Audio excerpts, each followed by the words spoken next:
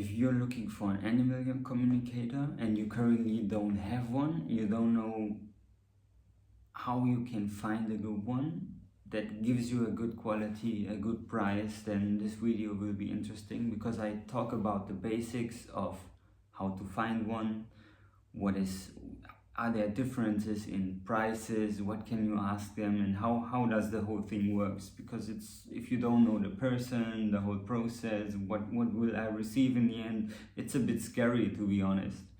Okay, so first of all, in my experience, I would look for sympathy with this person. So if somebody has a website, maybe you see the face, or if you see whatever, if he talks to you, if you hear a podcast or something, and the person is not sympathetic, then of course you shouldn't book or go deeper into this person or with that person. Okay, that's the first thing.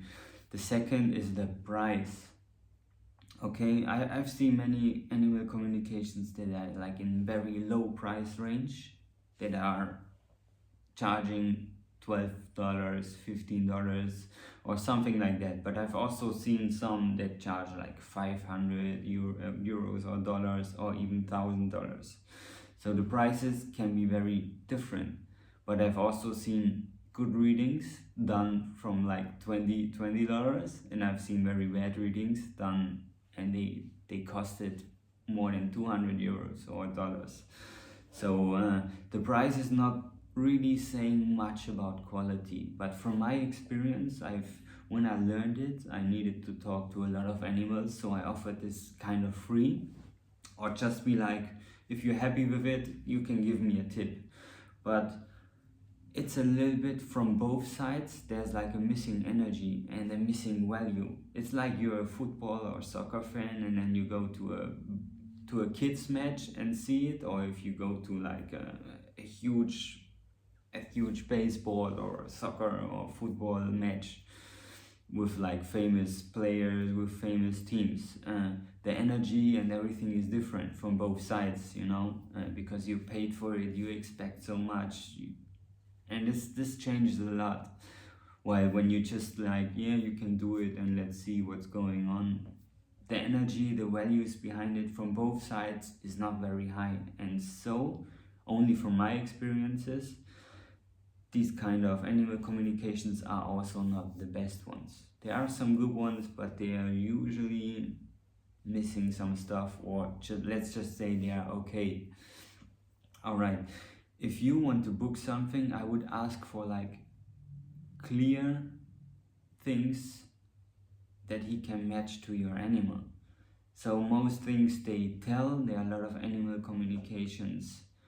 They reply you in a form of a text, and then they write a text about your animal. I've talked about this or that, and these things are more or very, very general.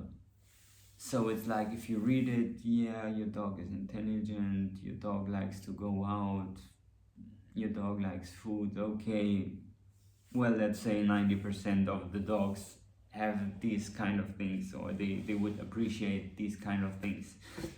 So it's not really a detailed thing. So I would ask for some, I would be honest to them and tell like, hey, can you get some proof that this is my dog?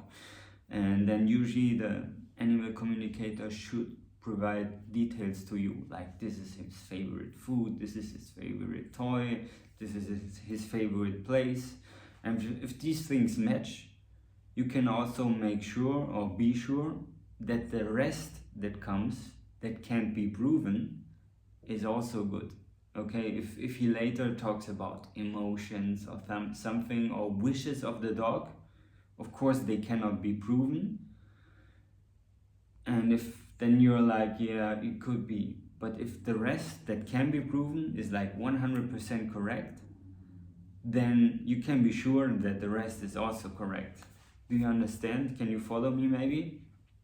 So it's a good thing to ask for like specific proofs, let's say like that. Exactly. Another thing I would do when I would buy or purchase an animal communicator or an animal communication, I would have questions. I would give him questions, okay? You can be like, can you tell me something about the character of the dog? I have like personal questions about it. You need to make sure, what do you really want? Do you want just a proof that it's possible?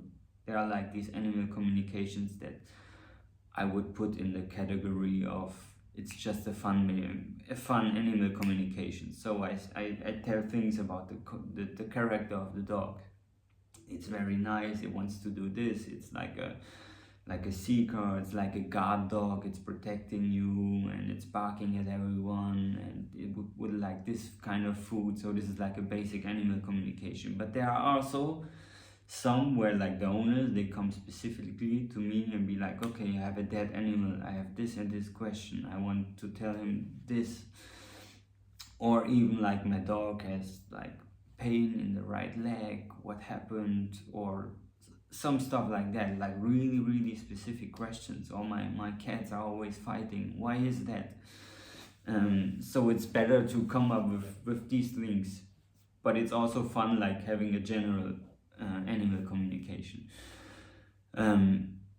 So this was it. So to sum it up, I would make sure the person that does it for you is sympathetic, okay? Is sympathetic to you. You would like them. You wouldn't like see them in a bed, or it's just have a good feeling about this, okay? And so they should be sympathetic. The price should be okay for you, of course. I wouldn't go personally for the super low prices, but also not for the expensive ones. Okay, so maybe $50 to $100 looks okay to me for like a basic animal communication. Even like below, from like $30. But as more money you spend, as more time we have, usually it always depends on the person, and it's very individual. Exactly, and ask for like a proof for some more specific details. I would do that too. So I hope I could help you a little bit to have an idea what it's about, what you can ask for, what an animal communicator provides, what are the differences. Maybe there are none, but basically it's like individually. There are like many good ones, there are many bad ones, there are good ones that are cheap, there are bad ones that are good, expensive, and all of that. So it comes up to experience as well. So as when you found one, then stay with that one, of course.